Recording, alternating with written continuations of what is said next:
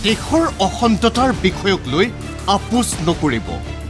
দেশৰ স্পৰ্শকাতৰ কৌশলপূৰ্ণ এছাইনমেণ্টত নলগাব গৌৰৱ গগৈক। ৰাহুল গান্ধীক অনুৰোধ কৰি মুখ্যমন্ত্ৰীৰ বিশেষ পোষ্ট। গৌৰৱ গগৈক কেন্দ্ৰ কৰি সূচনা হোৱা এই বিতৰ্কৰ মূলতে দুখন তালিকা। এখন কংগ্ৰেছে সংসদীয় পৰিক্ৰমা দপ্তৰক দিয়া 4জনীয়া তালিকা আৰু আনফালে কেন্দ্ৰ চৰকাৰে জাৰি কৰা 7জনীয়া সৰ্বদলীয় প্ৰতিনিধি গোটৰ নেতৃত্ব দিবলগীয়া এইখন তালিকা।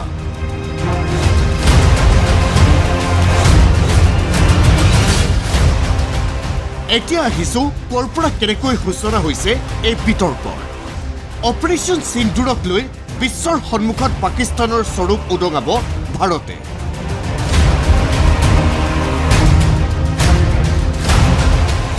যাৰ বাবে 22 মেৰ পাছত বিশ্বৰ বহুকেইখন দেশলৈ যাব ভাৰতৰ সৰ্বদলীয় প্ৰতিনিধিৰ দল। প্ৰতিনিধি দলসমূহে সন্ত্ৰাসবাদৰ পৃষ্ঠপোষক পাকিস্তানক নাঙঠ কৰিব বিশ্বৰ সন্মুখত। স্পষ্ট কৰি দিব সন্ত্ৰাসবাদৰ বিৰুদ্ধে ভাৰতৰ শূন্য সহনশীল স্থিতি।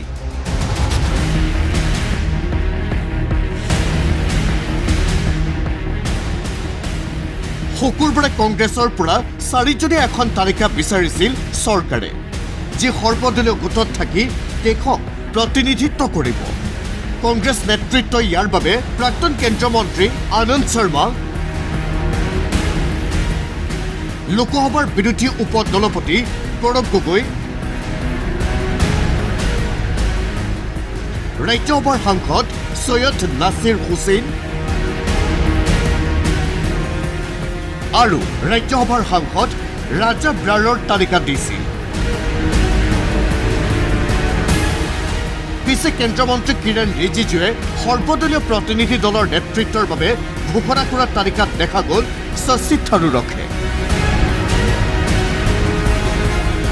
আনন্দ শৰ্মা, গৌৰৱ গগৈ, সৈয়দ নাছিৰ হুছেইন, ৰাজা ব্ৰাৰৰ সলনি নেতৃত্বই নাম দি দিয়া শশী থাৰুৰক কিয় অন্তৰ্ভুক্ত কৰা হ'ল বুলি জ্যেষ্ঠ কংগ্ৰেছ নেতা জয়ৰাম ৰমেশে এক্স হেণ্ডেলত কৰা প্ৰশ্নৰ পাছতে বিতৰ্কৰ ল'লে নতুন মুখ।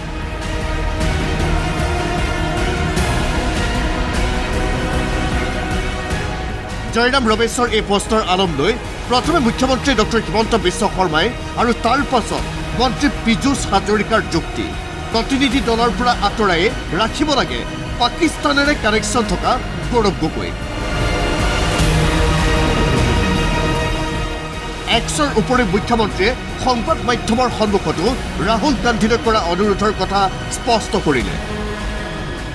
মই ৰাহুল গান্ধীলৈ আজি এটা টুইট দিছোঁ যে যিজন সংসদে নিজে পাকিস্তানত 2 সপ্তাহ থাকি আহিছে, যিজন সংসদে নিজৰ সন্তানৰ নাগৰিকত্ব ভাৰতৰ পৰা বিদেশী ৰাষ্ট্ৰৰ নামত লৈ গৈছে, যিজন সংসদৰ পত্নীয়ে পাকিস্তানৰ দৰমহা দি প্ৰত্যেক মাহত পাকিস্তানৰ পৰা 2 লাখ টকা দৰমহা লয়, তেওঁ কেনেকৈ পাকিস্তানৰ বিপক্ষে ক'ব? বৰঞ্চ ডেলিগেশ্যনত যিখিনি ঘটনা হ'ব, আলোচনা হ'ব, সেইখিনি খবৰহে তেওঁ আন শত্ৰু ৰাষ্ট্ৰক দি দিব। সেইকাৰণে মই ৰাহুল গান্ধীক অনুৰোধ কৰিছোঁ যে আপুনি এনেকুৱা মানুহৰ নাম অন্তৰ্ভুক্ত নকৰিব যি ৰাষ্ট্ৰৰ নিৰাপত্তাৰ প্ৰতি ভাবুকি হ'ব। মুখ্যমন্ত্ৰী ৰাহুল গান্ধীলৈ লিখা পোষ্টৰ শব্দবাক্য কেইটা চাওক। দলৰ ঊৰ্ধত গৈ সেন্সিটিভ এণ্ড ষ্ট্ৰেটেজিক এছাইনমেণ্টত অন্তৰ্ভুক্ত নকৰিব গৌৰৱ গগৈ।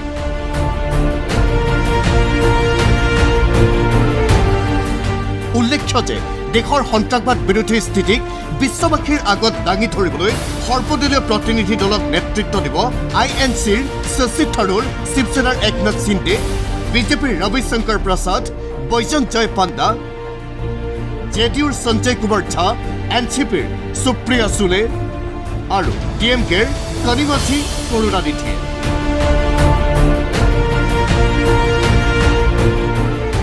এতিয়া কথা হ'ল, অপাৰেশ্যন সিন্ধুৰক লৈ গঠন কৰা সৰ্বদলীয় প্ৰতিনিধি গোটক লৈ এফালে যদি জয়ৰাম ৰমেশে নিজ দলৰ নেতা শশী থাৰুৰৰ এণ্ট্ৰিক লৈ প্ৰশ্ন তুলিছে, আনফালে গৌৰৱ গগৈক কেন্দ্ৰ কৰি কংগ্ৰেছ নেতৃত্বক মুখ্যমন্ত্ৰী ডক্টৰ হিমন্ত বিশ্ব শৰ্মাই কৰা অনুৰোধেও দেশবাসীৰ দৃষ্টি আকৰ্ষণ কৰিছে।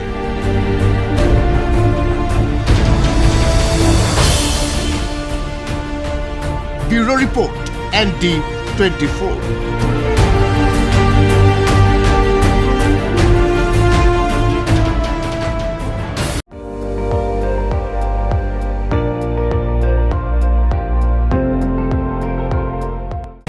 আপুনি চাই আছে ND24, সৰ্বশ্ৰেষ্ঠ নহয় সৰ্বোত্তমৰ দৌৰা।